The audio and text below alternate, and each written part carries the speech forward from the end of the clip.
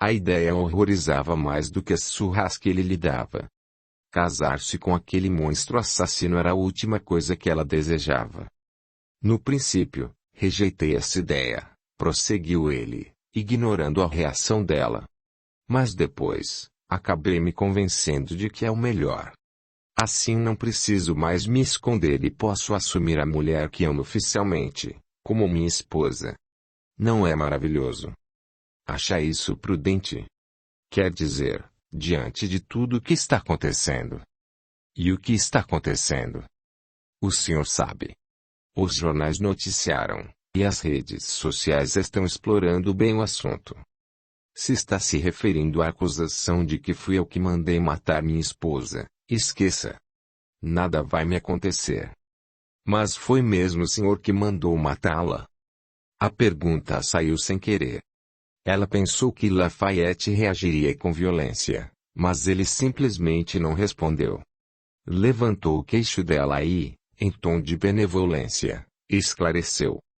Daqui a 1 ano, tudo terá caído no esquecimento, como sempre o acontece. Será o tempo necessário para você aprender boas maneiras, a se comportar como a dama que deverá ser. E já está na hora de você parar de me chamar de senhor. De agora em diante, sou apenas Lafayette para você. Está bem. Como quiser. Você é uma menina obediente. E agora, vamos comemorar. Trouxe champanhe. Por que acha que vou aceitar me casar com você? Ela contrapôs, não sem irritação. Apesar do espanto, ele nada demonstrou. Limitou-se a fitá-la friamente, como se ela tivesse dito uma insignificância qualquer. E por que não aceitaria? Retrucou, sem qualquer emoção. Você e seu irmãozinho não têm onde cair mortos. Ou será que você tem mais alguém além de mim? É claro que não, defendeu-se ela. Mas casamento implica amor. E nós não nos amamos. Casamento é conveniência. Nesse momento, é conveniente tanto para mim quanto para você. Não sei se concordo com isso. Vai fazer com que acreditem que você é um assassino. Escute aqui, Jaqueline, ele deu mostras de irritação. Não se envolva com essa história de assassinato nem se deixe impressionar pela imprensa marrom. Jornalista é tudo igual, só o que quer é vender jornal. Você ainda não me respondeu se foi o responsável pela morte de Dona Sofia. Ele se manteve em silêncio por alguns minutos, estudando-a com ar cauteloso. Quando falou, parecia firme e convicto, embora ela soubesse que o que ele dizia era mentira. Não. E se você pretende manter seu irmão numa boa escola, não toque mais nesse assunto. Ou se casa comigo, ou perde tudo. Acho que você não tem escolha. Jaqueline quis dizer que sempre havia uma escolha, mas achou melhor se calar. Precisava ganhar tempo para ajeitar sua vida com calma. Não podia simplesmente largar tudo e arriscar o bem-estar de Maurício. Vou preparar sua comida, anunciou ela, vestindo um roupão e seguindo para a cozinha. Fez tudo no máximo de silêncio que pôde. Com a porta do quarto fechada, Maurício não acordou. Era o que ela queria e, no fundo, o que Lafayette queria também. Não tinha a mesma intenção de confraternizar com o irmão dela. Depois de comer, Lafayette saiu, deixando em Jaqueline uma horrível sensação de inutilidade. Era, de fato, uma inútil, suas atitudes eram inúteis, seus pensamentos, inúteis também. Estava chateada. Não queria se casar e queria que César estivesse ali. Ele podia, ao menos, ter-lhe dito que possuía a chave de sua cobertura. Quanto mais pensava nisso, mais percebia que eu sempre arranjava um motivo para pensar em César. Era um desperdício de energia, já que César nem devia lembrar que ela existia. Nem bem o relógio bateu 6 da manhã, a campainha soou rapidamente, quase como se a pessoa do lado de fora sentisse medo de apertá-la. Era César. Você não tem a chave? Perguntou ela, sarcástica. Por que precisa tocar a campainha? Sinto muito, Jaqueline. Eu devia ter lhe contado. Devia mesmo. Teria evitado que eu quase morresse de susto. Eu só tenho a chave porque Lafayette mandou. Jamais a usaria para entrar em sua casa sem o seu consentimento. Mas ele pode, não é mesmo? Ah! Eu havia me esquecido. Não é a minha casa. O doutor fez questão de me lembrar que o apartamento é dele, não meu. Só faltou dizer que podia entrar e sair a hora em que bem entendesse. E o pior é que pode mesmo. Lamento se ele a assustou. Se eu tivesse uma arma, teria atirado nele.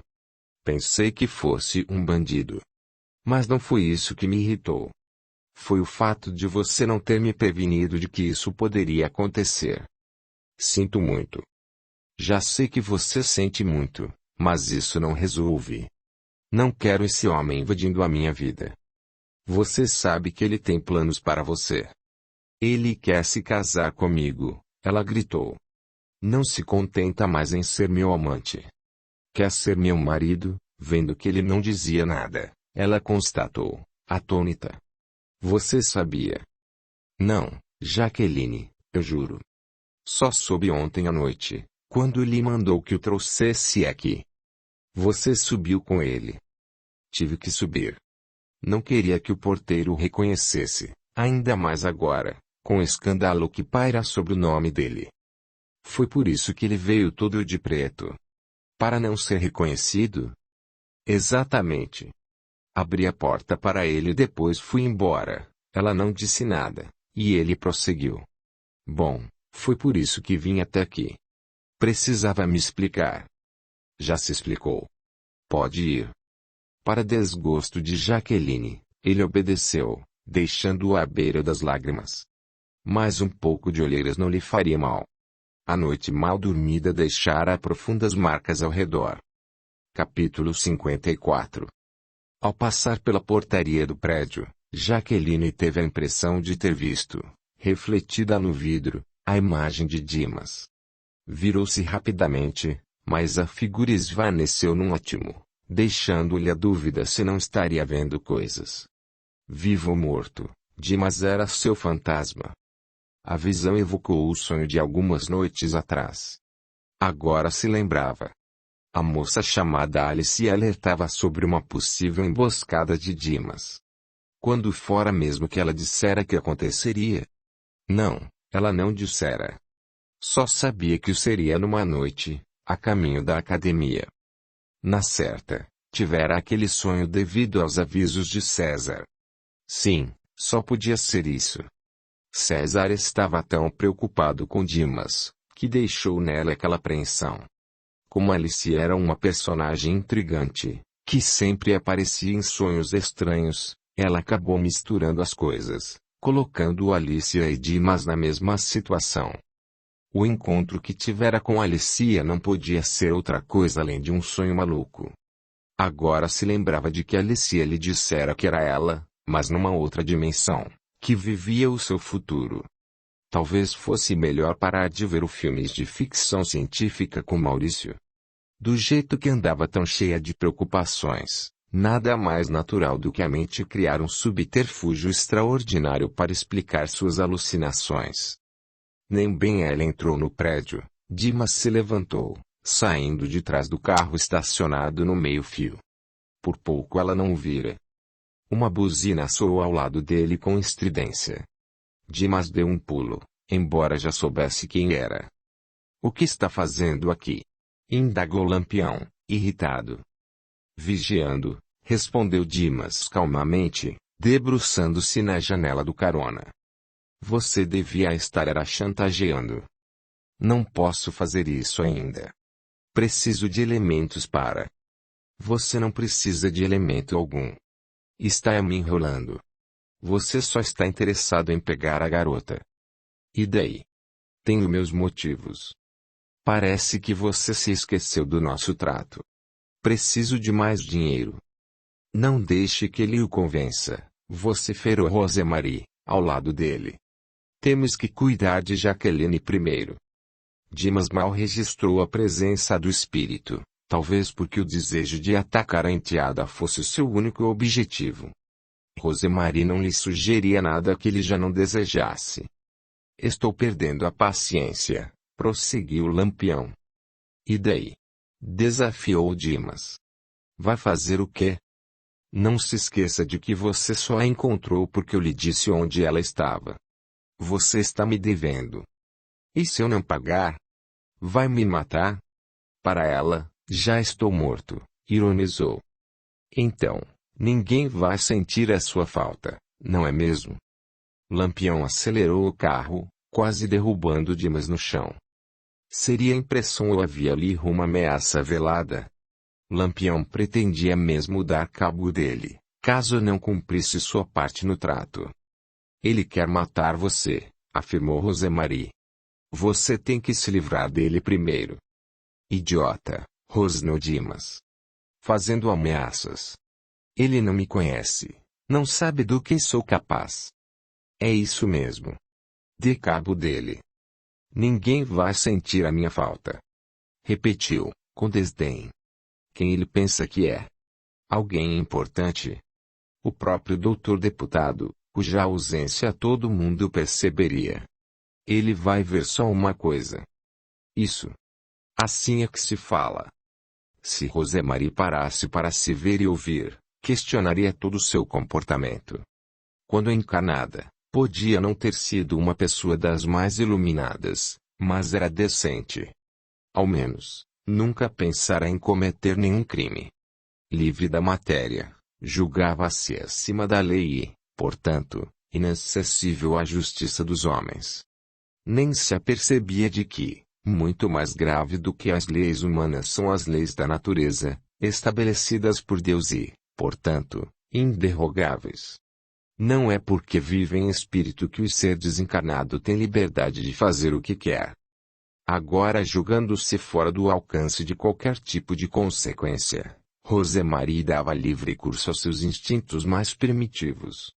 A matéria física e a maternidade haviam arrefecido um pouco a chama da vingança, já que os deveres de mãe funcionavam como uma espécie de freio para o seu ódio, levando-o a questionar seus sentimentos e tentar impor, ainda que de forma racional, a aceitação daquela que recebera como filha.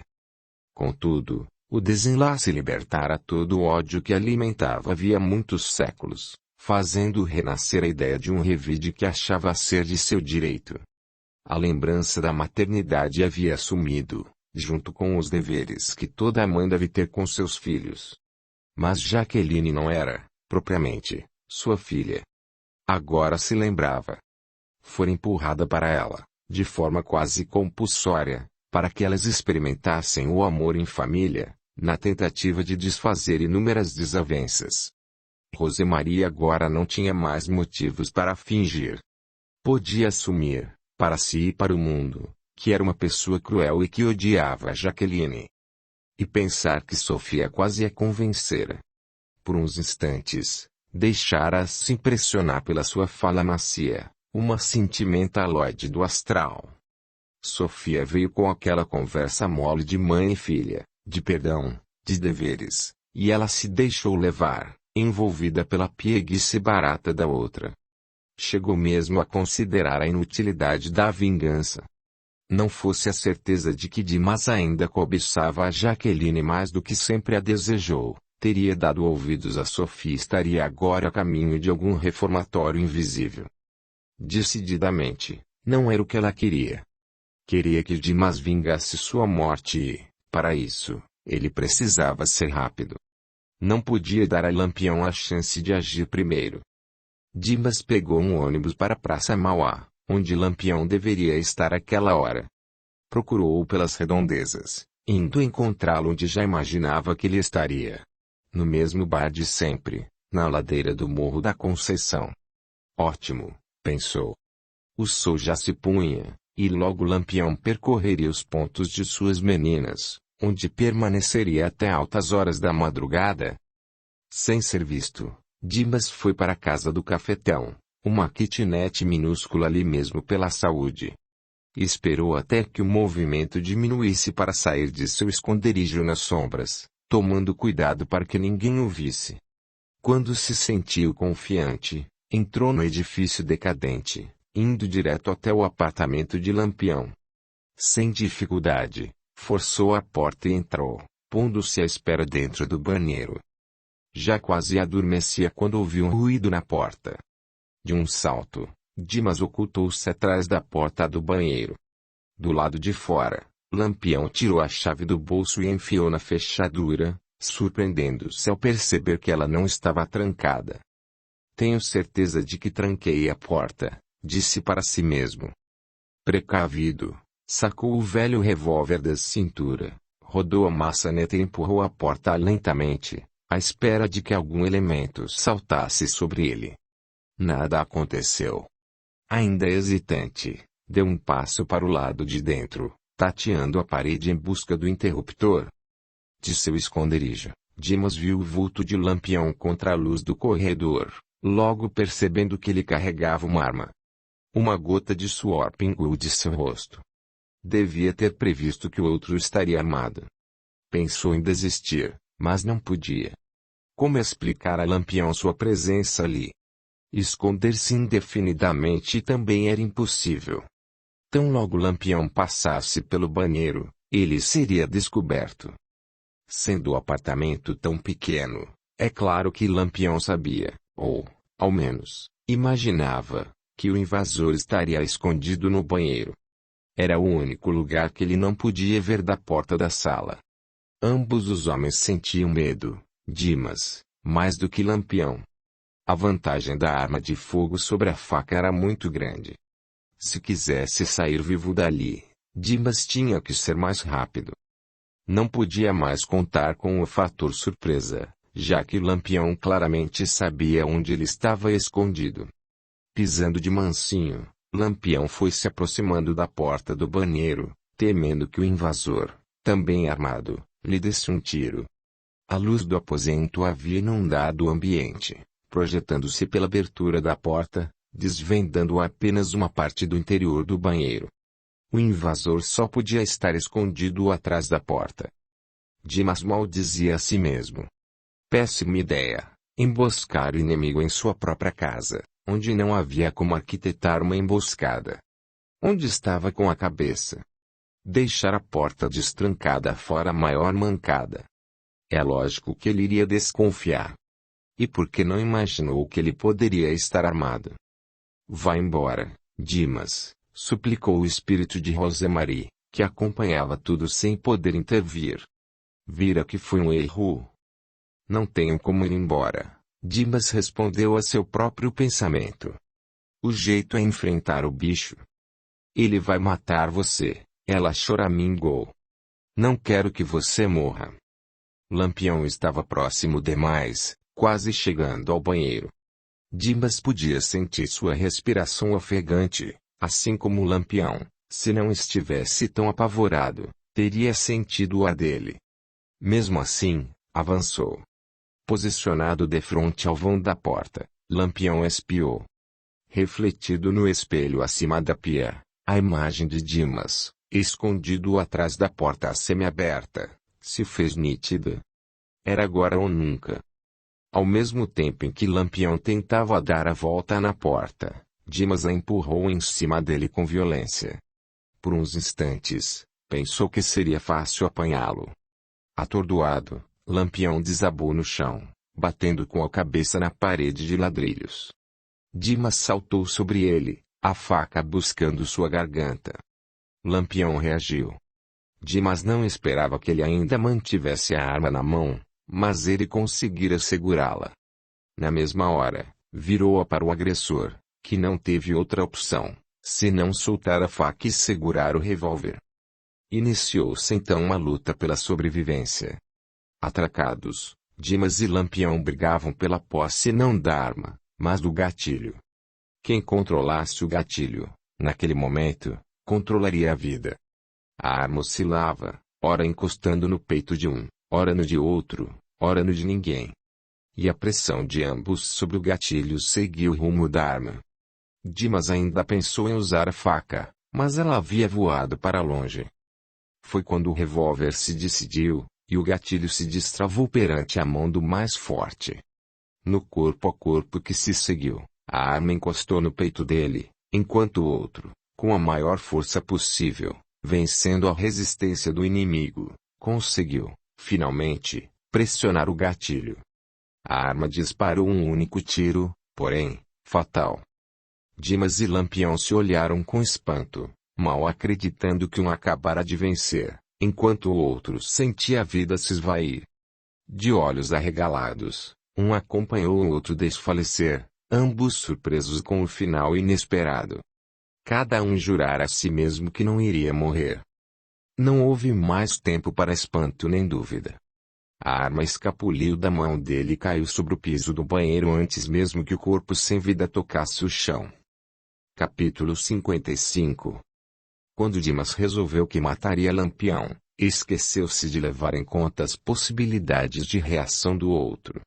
Pensava mesmo que tudo sairia como ele planejara, esquecendo-se de que Lampião era um malandro inteligente e malicioso, conhecedor das manhas dos marginais. Já se livrara de poucas e boas graças à sua astúcia. Não seria agora que se deixaria apanhar, e logo por um caipira ignorante e burro. Os dois homens, naquele momento, lutavam pela vida, cada qual apostando em sua vitória, pois perder, naquele jogo, significava a morte. Mesmo assim, ambos temiam pelo pior. Ao mesmo tempo em que acreditavam que iriam vencer, não subestimavam a possibilidade iminente de morrer. Para Dimas, o que ficou foi a certeza de que julgara mal o inimigo e supervalorizara a si mesmo. A Lampião, restou a surpresa de que o caipira estúpido era também um homem audacioso e forte. O jogo seguia empatado pelo que pareceu, a ambos, um sem fim de horas, mas que levou poucos minutos para alcançar seu desfecho. Quando a arma disparou, o olhar de espanto dos dois foi genuíno, revelando a surpresa diante da vida e da morte.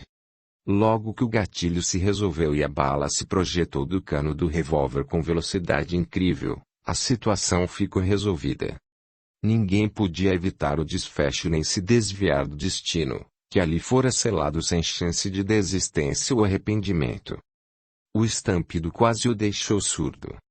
Imediatamente após o disparo, o sangue jorrou aos borbotões, empapando a camisa de Dimas e exalando um cheiro acre de morte. Por uma última vez, os olhares dos dois homens se cruzaram, a boca seca de ambos tentando falar o indizível. O revólver escapuliu das mãos deles, caindo no chão segundos antes de o corpo morto de Lampião desabar sobre os azulejos brancos, espalhando sangue ao seu redor. Dimas arfava, exausto e surpreso. Puxou a camisa, encharcada de suor e sangue, incomodado com aquela coisa viscosa que se grudava em sua pele. Não tinha tempo para pensar nisso. Precisava fugir dali o mais rapidamente possível. Apanhou o revólver e a faca, enfiando-os na cintura, passou por cima do cadáver ensanguentado e correu. Na rua, desacelerou o passo, para não chamar atenção. Estranhou a quietude da noite. Ninguém parecia ter ouvido o tiro nem percebido a briga. Ou então, o que era mais provável, ninguém se importava. Mesmo assim, era melhor ele sumir por uns tempos. Os comparsas de Lampião podiam desconfiar dele e empreender uma vingança.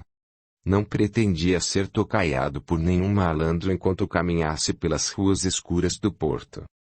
Achou melhor fugir para o lado oposto. Andou até a Praça 15, onde apanhou um ônibus para Pavuna. Lá, caminhou a esmo, sem saber para onde ir, obrigado a dormir ao relento. No dia seguinte, indagando aqui e ali, conseguiu alugar um barraco baratinho na comunidade, onde pretendia permanecer escondido até que as coisas se acalmassem. Aí então, estaria livre para cuidar de Jaqueline. Fazia mesmo algum tempo que Dimas andava sumido. O medo que Jaqueline sentira no princípio, ao iniciarem as aparições do padrasto, cedera lugar a uma certa segurança, ante o desaparecimento dele. Até que, numa noite, pensara tê-lo visto à saída do prédio. Fora muito rápido, mas o suficiente para deixá-la preocupada novamente.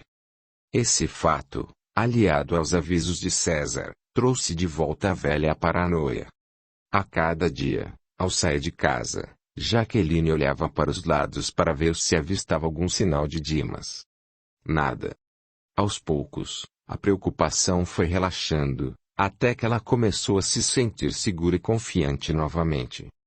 Vai ver que ele desistiu, dizia a si mesma, porque era no que queria acreditar. Havia ocasiões em que sonhava com ele, como naquela noite. Jaqueline se remexia na cama, sentindo o suor escorrer de seu rosto como se estivesse deitada sobre uma fornalha que acabara de ser acesa. Vozes se misturavam em sua cabeça, ora acusando-a, ora ameaçando-a, ora tentando acalmá-la. Está doendo, cadela? E a mesma dor que eu senti. Parecia a voz de Dimas, mas Dimas estava morto. Ou será que não estava? Você tem que pagar, gritou outra voz, estranhamente familiar. A voz tomou forma, virando para ela o rosto furioso. Estava diante das feições desfiguradas da mãe. Depois, pareceu-lhe que Sofia tentava intervir, pondo-se a seu lado para defendê-la. Deixa em paz, Rosemarie. Você é a mãe dela.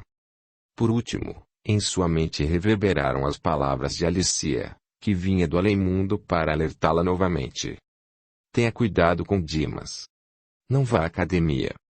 Vagabunda, alguém gritou, de forma esganiçada. Você vai me pagar. Vai me pagar. Vai me pagar. O suor invadiu os olhos de Jaqueline, levando-a a dar um salto da cama, assustada com a sucessão de vozes. Parecia que todos os fantasmas de seu passado resolveram atormentá-la ao mesmo tempo. Dimas, Sofia, a mãe. E Alicia, embora esta fosse a única que não pertencia ao passado. Quanto a Alicia, seus alertas não eram novidade. Inusitado mesmo foi a defesa de Sofia. Só em sonho mesmo, disse em voz alta. Imagine se Dona Sofia ia me defender. Do lado invisível, Sofia encarou Rosemarie, que dava gargalhadas sinistras. Você está parecendo uma louca, provocou. E das mais dementadas. E você é uma idiota, rebateu Rosemarie, com fúria. A vagabunda rouba seu marido e sua vida, e você ainda a defende. É muito trouxa mesmo. Jaqueline é uma boa pessoa. Agora, desencanada, é que posso ver isso. Boa. Desdenhou. Tão boa quanto uma facada no peito. Pensei que você já houvesse superado isso, mas lá vem você de novo com essa história. Esqueça, Rosemarie. Você é mãe dela. Devia se envergonhar do que está fazendo. Eu não queria ser mãe dela. Fui obrigada. E daí? Obrigada ou não, a verdade é que foi. Não dá para mudar isso. E olha o que está fazendo agora com sua própria filha. Eu não fiz nada, defendeu-se. Você a está aterrorizando. Fica jogando a imagem de Dimas na cabeça dela. O que você tem com isso? A filha é minha, faça o que quiser. Agora ela é sua filha, é? Para lhe fazer mal você quer ser mãe dela, mas para amá-la, ela não serve. Nesse momento, Maurício entrou na cozinha, onde Jaqueline preparava o café. Oi, mana, cumprimentou ele, abraçando-a pela cintura. O que foi que houve, meu bem? Tornou ela. Está assustado? Tive um pesadelo. Sonhei que Dimas queria matar você. Isso não vai acontecer, vai? É claro que não, bobo. Foi só um sonho. Eu não posso morrer, lembra? Deus me deu a incumbência de cuidar de você. O olhar que Rosemarie lançou a Sofia foi de espanto e surpresa. Não via os dois assim juntos havia muito tempo. Até se esquecera do quanto gostava de Maurício. Então? Perguntou Sofia. Vai querer fazer mal a seu filho também? Quem sabe deixá-lo órfão para crescer num abrigo ou na rua e se tornar trombadinha ou traficante? Rosemarie sentiu raiva e vergonha. Junto, veio um medo de que o filho se tornasse um bandido. Afinal, Era graças a Jaqueline que o menino não se perdera nem se tornara um marginal. Contudo, não queria mais ouvir as palavras de Sofia. Da outra vez, ela quase a convencera. Não lhe daria a chance de fazê-lo novamente. Sem ter o que argumentar, lançou a outro um olhar de desprezo e falou secamente: "Cale a boca." Sem esperar resposta, Rosemarie sumiu, deixando o ambiente mais calmo e repousante. Jaqueline sentiu a súbita mudança energética, embora não soubesse definir o alívio repentino. Assim que Maurício saiu para a escola, resolveu sair também. Queria, pela última vez, certificar-se de que Dimas havia realmente sumido. Trocou de roupa e desceu, pondo-se a caminhar de um lado a outro. Atravessou a rua, foi até uma esquina, voltou, caminhou até a outra, passando por um terreno baldio cercado por um muro esburacado e um portão de madeira arrebentado. Sem se deter, passou adiante, até que a lembrança do sonho fez com que recordasse a advertência de Alicia, que dissera algo sobre um terreno abandonado.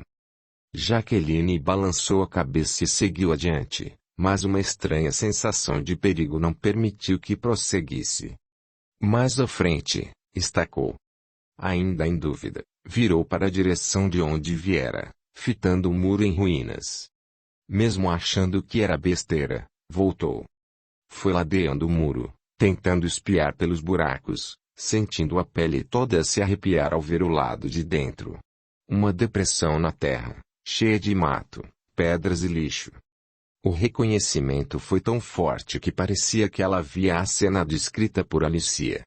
Assustada, puxou o rosto e se afastou às pressas. Uma sensação estranha de perigo iminente a acompanhou durante todo o percurso de volta. Pouco depois de fechar a porta do apartamento, ainda ofegante da corrida de volta à segurança, ouviu o toque da campainha.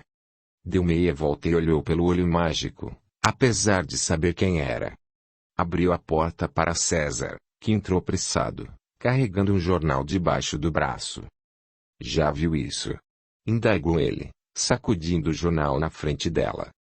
Jaqueline apanhou o periódico e leu em voz alta. Encontrado, na tarde de ontem, o corpo de Joaquim José de Barros Ferreira, famoso cafetão que atuava nas ruas da zona portuária da cidade, mais conhecido como Lampião. Os vizinhos, atraídos pelo mau cheiro, entraram em seu apartamento, cuja porta se encontrava destrancada, e encontraram o corpo no banheiro, já em avançado estado de decomposição. A polícia não tem suspeitos. Ela soltou o jornal e encarou César, perplexa. "Que horror!" exclamou, realmente impressionada. "Lafayette já sabe disso."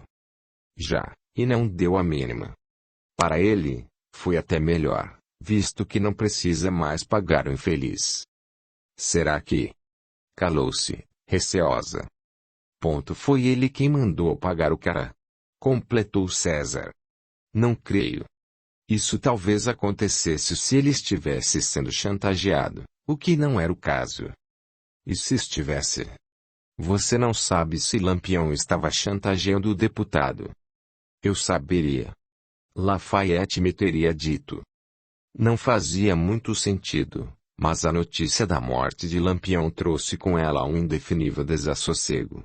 Não havia motivo aparente, mas uma sensação de perigo causou-lhe medo, como se, de alguma forma, a morte de Lampião estivesse ligada ao desaparecimento de Dimas. Mas como, se eles nem se conheciam? "O que você tem?" indagou César, notando a palidez repentina de Jaqueline. "Não sei dizer. Uma impressão ruim, um mau agouro." "César, estou com medo." "Medo de quê?" "Não sei explicar. Uma sensação esquisita, um medo de que Dimas nos faça algum mal." "Dimas? Por que foi se lembrar de Dimas justo agora?" "Ele e Lampião, por acaso, se conheciam?" "Que eu saiba, não." "Você o viu?" "Na outra noite, pensei tê-lo visto, mas acho que foi impressão." "Viu só? Eu bem que avisei. Você tem que se cuidar, Jaqueline. Esse cara é perigoso. O que eu posso fazer? Talvez seja melhor falar com Lafayette. Ele logo arranjaria alguém para dar um sumiço no espertinho. Já disse que não quero que ele morra. Eu não estava falando desse tipo de sumiço. Pensei em algo mais simples, como ele ser expulso da cidade. Quem sabe ele não volta para a Vila Velha. Ah, César, estou com tanto medo. Ao dizer isso, Jaqueline se aproximou dele, encostando a cabeça em seu peito. O perfume de seus cabelos subiu até as narinas de César, que os alisou docemente.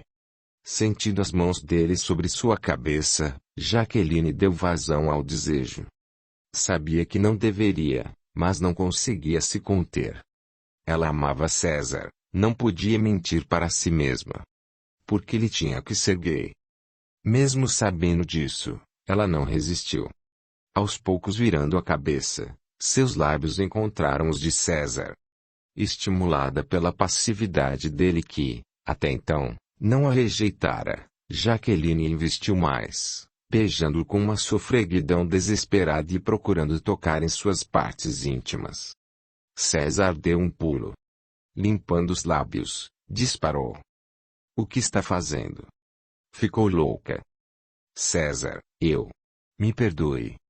Pensei que você estava gostando.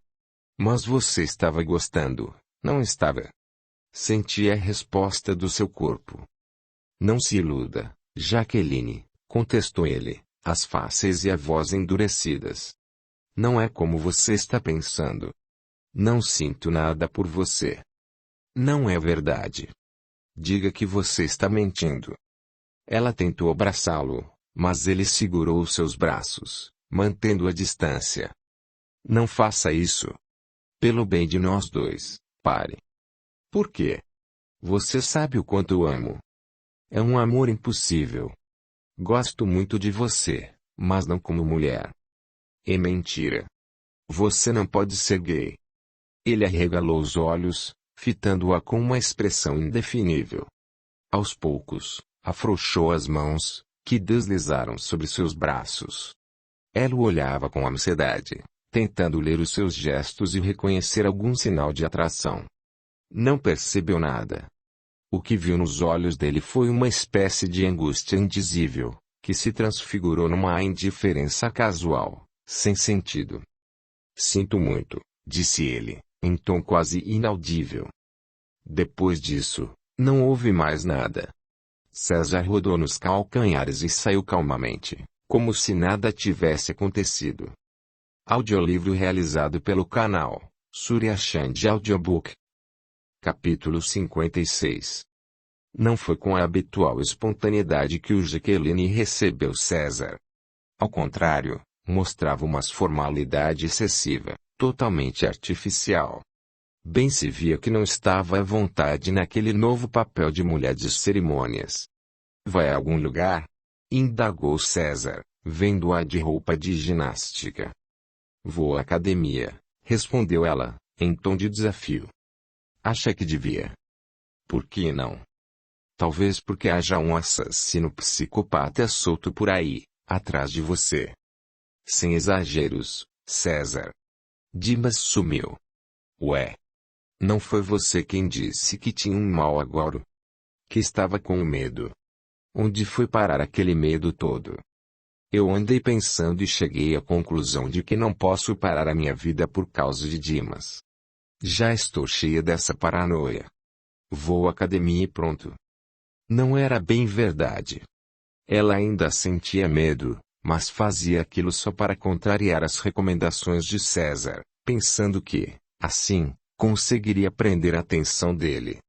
Já ia saindo quando César a puxou pelo braço. Você está se arriscando, ponderou. Sabe que Dimas é perigoso. Não sei por que você se importa, retrucou ela, com uma certa ironia. Você nem gosta de mim. Isso não é verdade. Foi o que você disse? Não foi, não. Disse que não gosto de você como mulher, o que é bem diferente. Ela ia contestar, mas Maurício entrou correndo, abraçando-a pela cintura. Jaqueline, Jaqueline, chamou, quase em lágrimas. Ei, fez ela. O que foi, rapazinho? Você não estava dormindo? Tive um sonho horrível. Sonhei que Dimas pegava você. Bobagem, protestou ela. Foi só um pesadelo, porque você sabe que Dimas andou rondando a nossa casa. Mas foi tão real. Todos os sonhos são. Mas é isso que eles são. Sonhos. Não são de verdade. Apenas parecem. Ela o beijou na testa e acrescentou.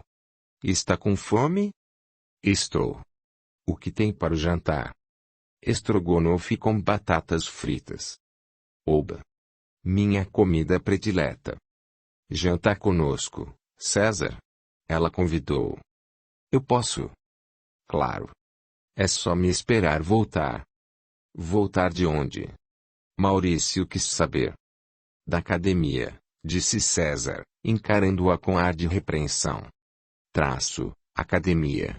Repetiu Maurício, apavorado. Não vá, mana. Dimas vai pegar você. Um arrepio se cravou em sua nuca, mas ela não se deixou vencer. Fingindo que tudo estava bem, segurou o queixo do irmão e contestou. Tolinho. Não vai, não. Por favor, não vá. Só hoje. César vai jantar com a gente. César vai cuidar de você um minuto, não é, César? Volto logo. Concordo com Maurício que você não devia sair, objetou César. Dimas desapareceu. Acho que voltou para casa. Eu não teria tanta certeza. Nem eu, concordou Maurício. Tenho meu sonho. Vamos parar de bobagem, pessoal. Eu não vou demorar, tá? Não adiantava discutir. Jaqueline estava decidida a manter César por perto, utilizando-se de todos os artifícios de que pudesse dispor para alcançar aquele objetivo, ainda que eles revelassem uma forma de manipulação perigosa e egoísta. Por favor, mana, suplicou Maurício. Não pode fazer o que estou pedindo? Não vai me acontecer nada, eu prometo. Vá ver televisão com César. Voltarei tão depressa que nem vai dar tempo de vocês sentirem a minha ausência. Com o último beijo, ela saiu, apesar do mau pressentimento que ainda arrepiava sua pele. Não podia ser nada. Seria possível que Dimas resolvesse atacá-la justo naquele dia. A seu lado, os espíritos de Sofia e Rosemaria acompanhavam, invisíveis. Ao mesmo tempo em que a primeira tentava intuir-lhe o perigo a que estava, deliberadamente, se submetendo, a outra fazia de tudo para incentivá-la a prosseguir. Se não quer ajudar, vá embora, sugeriu Sofia, preocupada. Posso saber o que você pretende fazer? Por acaso, vai dar um murro na cara do Dimas? Não sei. Na hora, vou ver. Jaqueline se aproximava da esquina com os dois espíritos atrás. Imagens do sonho perambulavam em sua mente, enquanto a voz de Alicia ecoava em seus pensamentos. Ao longe, avistou o muro do terreno baldio, encoberto pelas sombras. Ela olhou para cima, procurando o poste de luz, maldizendo a prefeitura ao constatar que a lâmpada estava queimada. Ao se aproximar do terreno, a advertência de Alicia estourou como uma bomba que despenca sobre o alvo. Um pânico incontrolável fez tremer suas pernas, levando seu coração a bombear mais sangue e a respiração a sair ofegante. Medo. Era só o que sentia naquele momento. Presa de um terror quase paralisante, Jaqueline parou diante do terreno baldio, a poucos passos do portão arrebentado. O pavor já havia consumido por completo. Ela não estava sozinha. Mesmo sem se virar, sabia que havia mais alguém com ela. Seu peito subia e descia freneticamente. O excesso de adrenalina a fez aumentar sua respiração, ao mesmo tempo em que seu coração disparou de tal modo que parecia querer abandonar o peito em desabalada fuga. Ela tremia da cabeça aos pés, sentindo o suor encharcar sua camisa como se tentasse lavar o temor. Ela não queria, Mas uma força incontrolável e desgovernada tomou conta de seu corpo, virando-o vagarosamente para trás. Uma última olhada para a frente a fez certificar-se de que ninguém vinha em sua direção. Atrás dela, ninguém viria além daquele que estava prestes a se transformar no agressor. Finalmente, as pernas seguiram o tronco, e ela se viu voltada para trás. As pupilas se dilataram num último toque de pânico, quando viu a pessoa que ela, o tempo todo, sabia que estaria ali. Dimas não lhe deu tempo de gritar ou correr. Enfiou as unhas sujas em sua pele macia, apertando seu braço, ao mesmo tempo em que ordenava com secura: ande. Apesar do medo, ela tentou reagir. Dimas, porém, desferiu em suas costelas um soco tão violento que o ar, já escasso, praticamente faltou. A dor fez seu corpo curvar. Ela só não caiu porque ele a susteve. Endireite-se, ordenou. Ela ergueu o corpo, mas pôs-se a se debater, provocando ainda mais a sua ira. Ele a agarrou com violência, sem perceber o desespero do espírito a seu lado, que tentava, inutilmente, levantar os dedos que se fechavam ao redor do braço de Jaqueline. Solte-a, seu monstro, gritava Sofia. Deixa em paz, seu bruto, covarde. Não vê que isso não adianta nada? Avisou Rosemarie. Que ele não sente a sua presença. Ele vai matá-la. Rosemarie deu de ombros. Oscilando entre a satisfação e o medo, retrucou friamente. Não posso fazer nada. Talvez possa, suplicou Sofia, em pânico. Fazer o quê? Não posso segurar a mão dele.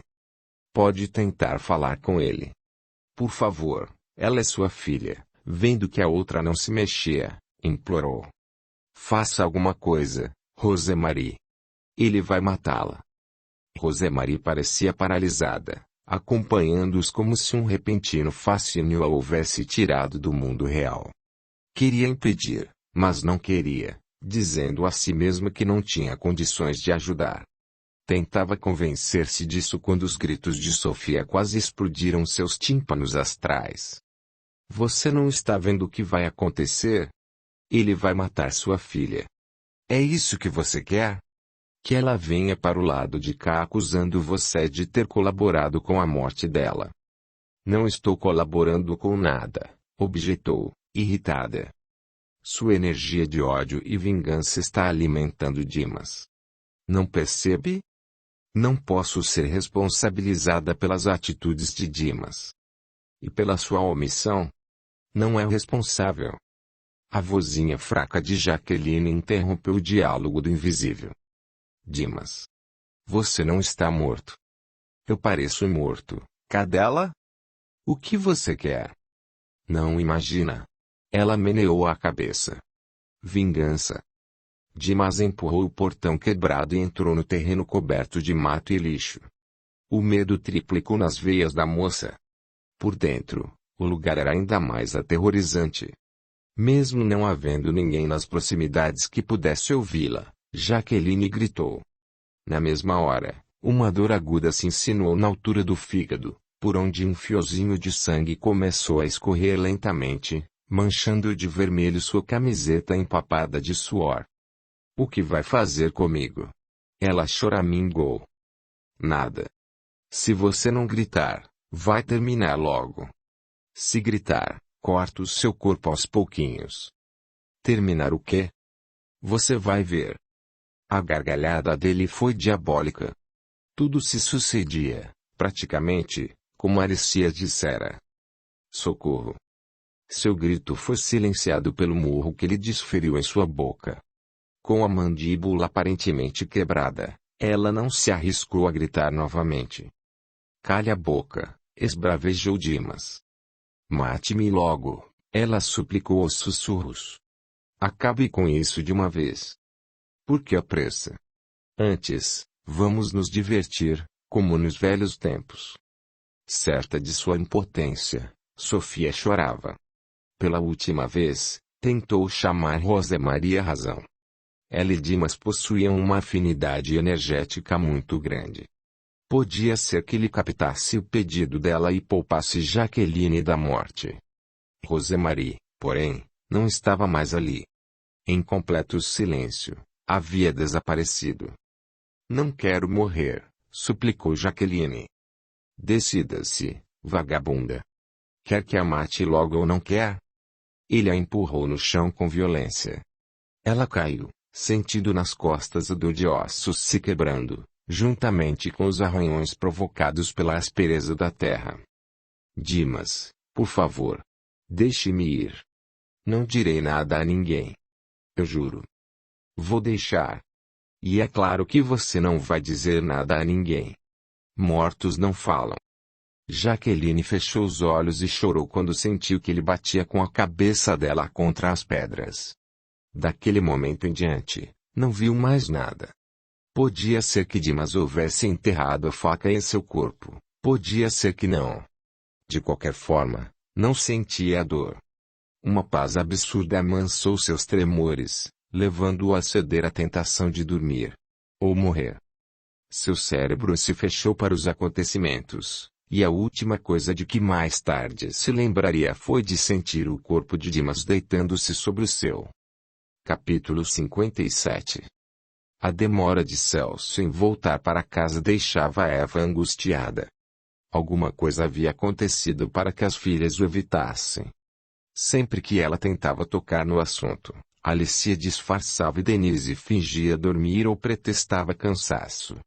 Nenhuma das duas lhe explicava por que o pai nunca ia visitar a filha convalescente, o que seria natural. Na cabeça de Eva, só podia haver um motivo. Tobias. Fazia muitos anos que ela não pensava em Tobias. Achava mesmo que o esquecera, até que ele surgira em sua casa de repente. Justificando para si mesma que odiava por considerá-lo responsável pela morte de Bruna, Eva alimentava a raiva que decorria da rejeição. Depois, quando ele se aproximou de Denise e ela correspondeu, foi como se o mundo perdesse a cor, tornando-se cinzento, sem alegria nem esperança. Sua filha estava apaixonada pelo homem que ela ainda amava, mas que jurara não amar. A imagem de Tobias passeou pela sala, bem diante de seus olhos.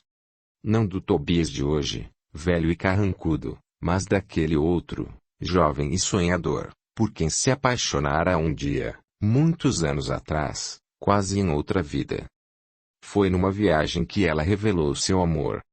Celso havia sido convidado como palestrante em um congresso sobre os novos métodos de fertilização in vitro e resolveu levá-la para um passeio em Lisboa, onde se realizaria o encontro. Naquela época já apaixonada por Tobias, Eva viu ali a oportunidade que tanto queria de estar ainda mais próxima a ele. Na primeira noite, logo após o término das palestras, os participantes se reuniram no salão do hotel para um coquetel oferecido pela equipe de produção do evento. Eva havia levado seu vestido mais bonito, que a deixava linda e sensual como uma diva. Fez um penteado elegante, perfumou-se, colocou suas joias mais bonitas e usou uma maquiagem que lhe realçava a beleza dos olhos. Tudo para impressionar Tobias.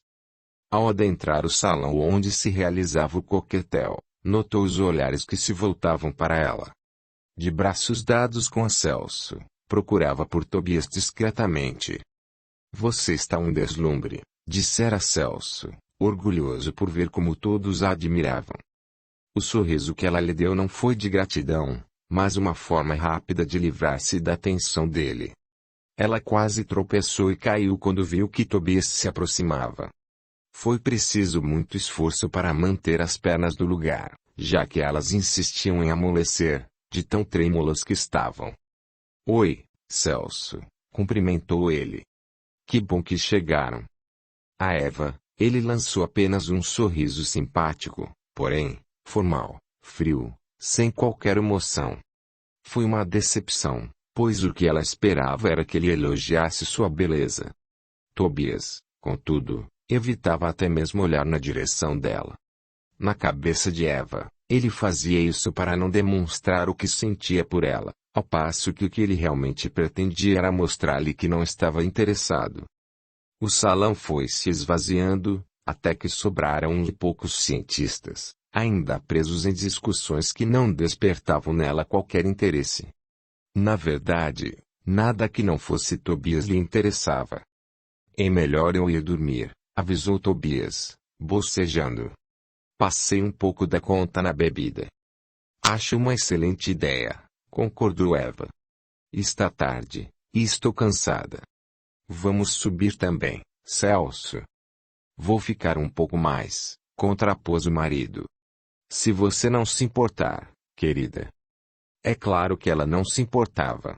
Sentiu mesmo vontade de beijá-lo e gritar que demorasse o quanto quisesse, que lhe era grata por deixá-la livre. No entanto, não foi isso que disse. Tudo bem, se é o que você quer. Só que eu não aguento mais. Meus pés estão me matando. Mulheres, gracejou Celso. O mundo evolui, elas estão cada vez mais inteligentes, mandam em tudo, mas ainda continuam sofrendo por causa da beleza. Isso não vai mudar nunca, admitiu ela, forçando-se a manter um tom espirituoso. Pode acompanhá-la até o quarto, Tobias. É claro. Tobias aceitou a incumbência, embora muito a contragosto. Desde que vira Eva chegar, percebera que ela não tirava os olhos dele. Não sabia como Celso não notara. Boa noite então, querido. E não me acorde quando entrar. Ela o beijou rapidamente nos lábios, temendo que ele percebesse o tremor que agitava os seus. Seguiu ao lado de Tobias, que se mantinha afastado e procurava não falar muito. Sozinhos no elevador, ela tentou puxar assunto. A noite foi ótima, não foi? Maravilhosa. Celso é um gênio. Notou como as pessoas ficaram impressionadas com as ideias dele. É verdade. Tenho muito orgulho de trabalhar com ele. Celso é a melhor pessoa que já conheci. Tem razão. Ele foi o único a acreditar em mim, sabe? Nunca fui brilhante feito ele, mas Celso me deu uma chance, convidou-me para ser seu colega. Ele não parava de falar em Celso. Seria proposital? Eva achava que sim. Ele estava tentando justificar por que não podia ficar com ela. Em nome da amizade, ele estava disposto a abrir mão de seus desejos e esquecê-la. Ao menos, era nisso que Eva acreditava. O elevador parou no quinto andar, onde ficavam os quartos de ambos. Tobias acompanhou Eva até a sua suíte, seguindo para a dele, que ficava a 2 portas depois. Despediu-se com um boa noite formal, sem qualquer tom de insinuação nas entrelinhas. Eva não teve jeito, senão entrar em seu quarto e preparar-se para dormir. Mas não pôde. Quanto mais tentava conciliar o sono, mais este se afastava, deixando em seu lugar a lembrança de Tobias. Eva estava enfeitiçada, não conseguia parar de pensar nele. Dali a pouco, Celso retornaria da festa e ela perderia a chance de se declarar, de fazê-lo entender que nada nem ninguém poderia contrapor-se ao seu amor. Precisava dizer-lhe isso. Saiu da cama, vestiu o penhoar e seguiu para o quarto de Tobias. Bateu na porta 1, 2, 3 vezes. Somente na quarta ele abriu, esfregando os olhos assustados. Eva, exclamou, entre surpreso e preocupado. O que foi que houve? Está tudo bem com Celso? Celso ainda não voltou. Ora, não se preocupe. Tenho certeza de que ele está bem. Deve estar bebendo e trocando ideias com os amigos. Não estou preocupada com Celso. Estou preocupada conosco. Conosco? Como assim? Não dá mais para escondermos o que sentimos, desabafou ela, quase sem conseguir respirar. Eu amo, Tobias, sempre o amei. De tão aturdido, ele não ofereceu resistência quando ela o empurrou para dentro do quarto, atirando-se sobre ele na cama. Com uma fúria da qual ele não a julgava capaz, Eva pôs-se a beijá-lo e a sussurrar palavras de amor. Eva, por favor. Ele tentou objetar. Não se preocupe, insistiu ela, tentando silenciá-lo com sua própria boca. Celso vai ter que entender. É você quem não está entendendo, Eva. Eu não a amo. Não precisa fingir, querido. Sei o quanto você gosta de Celso, mas não podemos abrir mão da nossa felicidade por causa dele. Pare, Eva, por Deus. Você está se enganando. Quando digo que não a amo, é porque não a amo mesmo. Não é porque Celso é meu amigo. É porque não sinto nada por você. Ela estacou, perplexa. Não podia acreditar no que estava ouvindo. Não era verdade, não podia ser. Não acredito, gritou ela. Você está com medo de Celso. Por favor, fale baixo. Assim, vai acordar o hotel inteiro. Que se dane. Ninguém tem nada com a nossa vida, com o nosso amor. Que amor? Eu não a amo, Eva, será que você não entende? Quantas vezes terei que repetir? Eu não a amo. Pare, suplicou ela, agora em prantos. Diga que não é verdade. Você só está com medo de Celso. Ou não quer magoá-lo. É isso, não é? Sua amizade por Celso impede de magoá-lo. É verdade, mas não é por isso que a evito. É porque, realmente, não amo você. Por quê? Por acaso, me acha feia? Você é linda, inteligente, perfeita. Mas eu não a amo. Não sinto nada por você além de respeito pela mulher de meu melhor amigo. E se Celso não fosse seu amigo? Ele pensou por alguns momentos antes de responder com frieza. Então, meu sentimento por você seria praticamente nulo. A verdade atropelou com violência. Muito mais do que ele. Não amar, o que mais doeu foi a indiferença com que eu disse. Mas pensei que você me amasse tanto quanto eu amo. Não sei o que fiz para levá-la a acreditar nisso, mas peço que me perdoe se foi culpa minha. Jamais tive a intenção de alimentar em você qualquer tipo de ilusão. O choque da revelação a trouxe de volta à realidade. Ela ouvia a voz dele sem conseguir entender como aquilo podia estar acontecendo. Parecia que ele falava de outra dimensão, onde era apenas um estranho. Só que as palavras vinham do homem diante dela, que repetia, incessantemente, o quanto ela lhe era indiferente. Por favor, não diga mais nada, cortou ela, cubra de vergonha. Eu lamento pelo constrangimento que lhe causei. Sou eu que lamento a confusão. Não queria que você me interpretasse mal. Você não fez nada. Eu é que fui burra, ingênua, infantil. Acreditei numa ilusão criada pelo meu próprio desejo. E agora, como vou encarar meu marido? Você disse alguma coisa a ele? Horrorizou-se. Não. Mas você não vai dizer? De minha parte, você tem a promessa de que jamais direi qualquer coisa. Não tenho interesse em destruir seu casamento só porque você se deixou levar por uma fantasia. Volte para seu marido. Ele a ama muito mais do que eu jamais poderia amar qualquer mulher. Fui infiel, beijei outro homem, atirei-me em seus braços, tentei seduzi-lo para que dormisse comigo. Nada aconteceu, Eva. Tudo não passou de um engano. Nenhum mal foi feito, você não levou avante essa loucura. Porque você me impediu. Isso não importa. Você não ama Celso. Amo, respondeu, sem muita convicção. Você ama, tenho certeza. Só está confusa por minha causa. Mas isso vai passar. Volte para seu quarto e haja como se nada tivesse acontecido, como se tudo não passasse de um sonho que nunca mais se repetirá.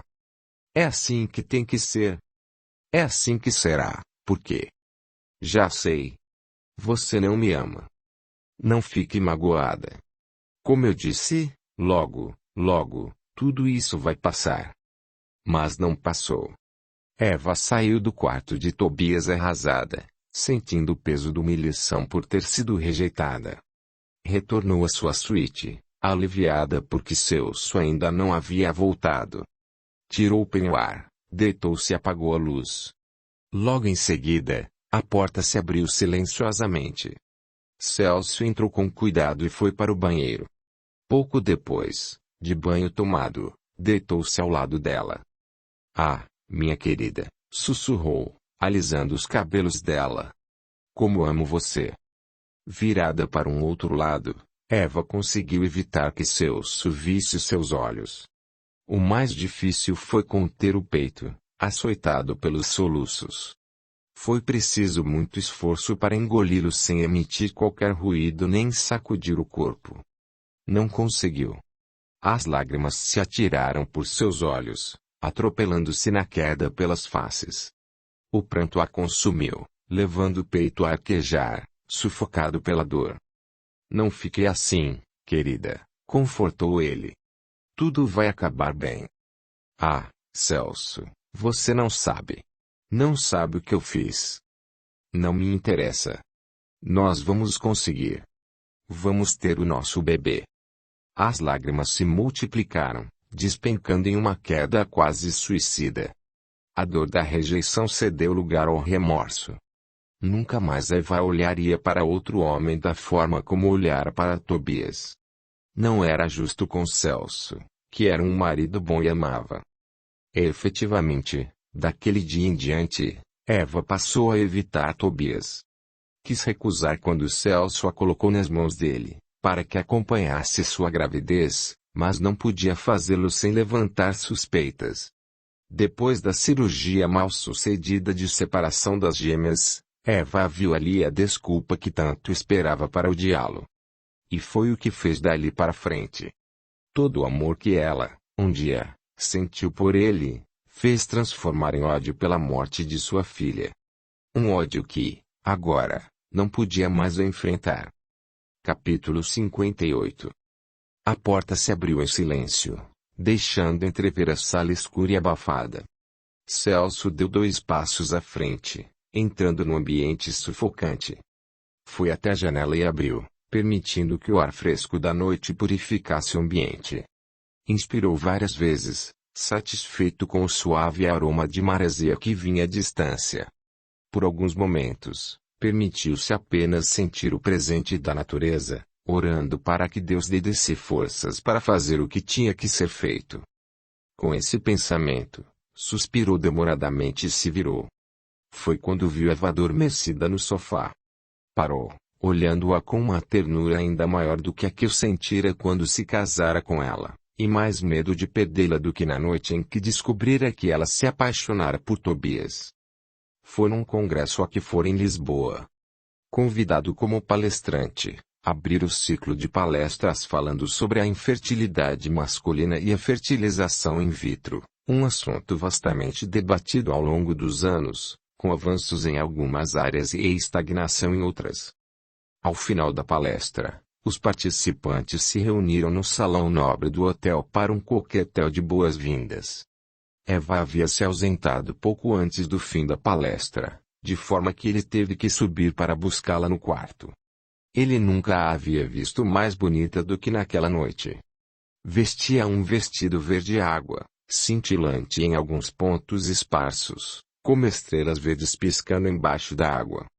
No pescoço, um colar de minúsculos diamantes, intercalados de esmeraldas, chamava a atenção para seu colo bem feito. Nossa! Você caprichou mesmo, avaliou ele. Vai ser a mulher mais bonita da festa. Eva sorriu, oferecendo-lhe o braço, que ele tomou gentilmente. Ao entrarem no salão, foi com orgulho que ele notou os olhares, tanto masculinos quanto femininos, que se voltavam na direção deles. Eva chamava atenção. Era, provavelmente, a mulher mais linda que já pisara aqueles salões. Você está um deslumbre, elogiou, esperando um sorriso de retribuição. O sorriso veio, mas não da forma como ele desejava. Parecia que ela lhe sorria com uma impaciência mal contida, como se lhe desse apenas algum tipo de prêmio de consolação. Ela olhava para todos os lados com um nervosismo que procurava ocultar, só que ele, que a conhecia havia tanto tempo, não se deixou enganar pelo seu disfarce mal encenado. No momento em que Tobias se aproximou, A fisionomia de Eva sofreu uma transformação inacreditável. A aflição cedeu lugar a um excitamento dissimulado, os olhos adquiriram um brilho intenso, quase como se estivessem sob o efeito hipnótico de alguma droga alucinógena. Ela, realmente, parecia fascinada com a presença de Tobias. O amigo, por sua vez, não deu mostras de que sabia ser o centro das atenções de Eva. Ao contrário, cumprimentou-a mais friamente que conseguiu sem ser grosseiro. Durante o resto da noite, Eva acompanhou-a quase todos os lugares em que Tobias também estava, dando desculpas de cansaço todas as vezes em que o colega se ausentava. Voltava para a mesa, lá permanecia, bebendo champanhe até que Tobias surgisse, para então aproximar-se novamente. Não era possível que Tobias não percebesse, porque ele percebia. Uma dúvida começou a incomodá-lo, enterrando um espinho de inquietude cada vez mais fundo em seu coração. Será que Tobias correspondia ao interesse de Eva e apenas fingia não se interessar? A dúvida foi consumindo aos poucos, levando-o a vigiar cada passo que um ou outro dava para longe dele. Em nenhum momento Tobias se aproximou de Eva. Nem sequer olhou para ela. Seria um disfarce ou ele a estaria evitando? Que ele não tivesse percebido era difícil, porque até mesmo os colegas cientistas pareciam ter notado, pela forma desconfortável como olhavam de um para outro. Disposto a desfazer aquela dúvida, Celso esperou. À medida que o salão ia sendo esvaziado, ele insistia em permanecer, só para ver como Eva faria para livrar-se dele e ficar a sós com Tobias. Se é que isso iria mesmo acontecer. E aconteceu. Já era tarde da noite quando Tobias, finalmente, resolveu se recolher. É melhor eu ir dormir, disse Tobias, entre um bocejo e outro. Passei um pouco da conta na bebida. Celso quase podia ouvir o coração de Eva pulando dentro do peito. Por uma fração de segundos, ela não soube o que fazer, até que ele tornou a encher sua taça de champanhe, num sinal de que pretendia ainda ficar. O resultado foi o que ele esperava. Eva sabia que ele gostaria de terminar seu champanhe primeiro, mas não parecia disposta a esperar. Foi com ansiedade que disse: "Acho uma excelente ideia. Esta tarde estou cansada. Vamos subir também, Celso." É claro que ele não ia subir. Não naquele momento. A alegria dela chegava à beira do frenesi. Se ele tinha alguma dúvida de que ela estava apaixonada por Tobias, agora, só de olhar para ela, já não tinha mais nenhuma. Restava saber se ele a correspondia e se já haviam chegado ao ponto sem retorno da traição. Após alguns gracejos cuidadosamente elaborados, Eva e Tobias seguiram lado a lado em direção ao elevador. De onde estava, Celso não podia mais vê-los, mas aguardou tempo suficiente para que eles deixassem o saguão. Tentando não deixar transparecer sua própria ansiedade, Celso ainda aguardou alguns minutos, deu um último gole no champanhe e se despediu. "Sabem de uma coisa? Acho que também estou cansado. Meus pés não estão me matando, mas o sono está. Boa noite, amigos." Foi preciso muito controle para não correr. O elevador da direita encontrava-se no 5º andar, onde ficavam os quartos de ambos, mas o da esquerda permanecia parado no térreo. Celso apertou o botão do 6º andar, sem conseguir conter a ansiedade. A porta do elevador se abriu com um tlim dissonante, e Celso saltou às pressas, correndo pelo corredor vazio em direção às escadas. Não queria ser surpreendido saindo do elevador, por isso, foi até o 6º andar e desceu. Queria chegar de mansinho, sem ser notado. Pela escada, poderia observá-los e ouvi-los sem ser visto. O corredor do 5º andar também estava vazio. Pé ante pé, Celso aproximou-se do quarto de Tobias e colocou o ouvido à porta. Nenhum ruído vinha do lado de dentro. Correu a seu próprio quarto e escutou. Nada também. Será que se enganara? Suspirando de alívio, ia introduzindo o cartão-chave na fechadura quando sentiu que a maçaneta era mexida pelo lado de dentro. Celso pensou e agiu rapidamente. Como uma bala recém-lançada, disparou pelo corredor, alcançando o vão da escada no exato momento em que ela saía. Escancarou a porta de incêndio, aparando-a pouco antes de ela bater na parede e fazer um estrondo.